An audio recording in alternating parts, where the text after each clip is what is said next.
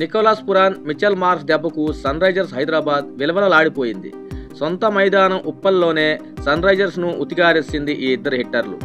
దీంతో sun Risers పై LSG ఘన విజయం సాధించింది. భారీ అంచనాలతో బరిలోకి దిగిన సన్ రైజర్స్ హైదరాబాద్ పరాజయం పాలయ్యింది. 300 పైగా పరుగులు సాధిస్తుందని అనుకున్న మ్యాచ్లో కేవలం 200 మార్క్ కూడా దాటలేకపోయింది ఎస్ఆర్హెచ్. కేవలం 190 పరుగులు మాత్రమే చేయగా 16.1 ఓవర్లలోనే ఈ లక్ష్యాన్ని ఛేదించింది లక్నో. లక్నో సూపర్ జాయింట్స్ అటు బ్యాటింగ్ ఇటు బౌలింగ్లోనూ రాణించింది. మొదట బౌలింగ్ శార్దుల్ ఠాకూర్ బంతితో, తర్వాత నికోలస్ పురాన్, మార్ష్ బ్యాట్తో మ్యాజిక్ చేశారు.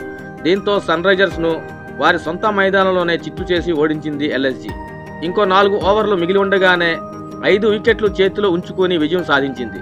ఈ మ్యాచ్లో లక్నో అన్ని విభాగాల్లో ఆధిపత్యం కొనసాగించింది. భారీ పరుగులతో రికార్డును మోతమోగిస్తూ సన్ రైజర్స్ను తక్కువ స్కోర్కే కట్టడి చేయడంలో లక్నో బౌలర్లు సక్సెస్ అయ్యారు. భారీ హిట్టర్లను కలిగి ఉన్న ఎస్ఆర్హెచ్ను కేవలం 190 పరుగులకే పరిమితం చేశారు. అయితే సన్ రైజర్స్ హైదరాబాద్ ఆడే ధనాధన్ ఇన్నింగ్స్ ఈ మ్యాచ్లోనూ ఎల్ఎస్జీ ఆడింది. మరి ముఖ్యంగా నికోలస్ పురాన్ పూనకం వచ్చినట్లు ఆడాడు.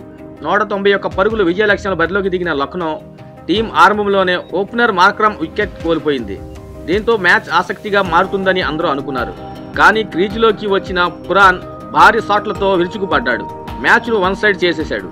కేవలం 18 బంతుల్లోనే హాఫ్ సెంచరీ పూర్తి చేసుకున్నాడు. 26 బంతుల్లోనే 70 పరుగులు చేసి 6 4లు 6 సిక్సర్లతో వాది ఎల్ఎస్జీ విజయాన్ని ఖాయం చేశాడు.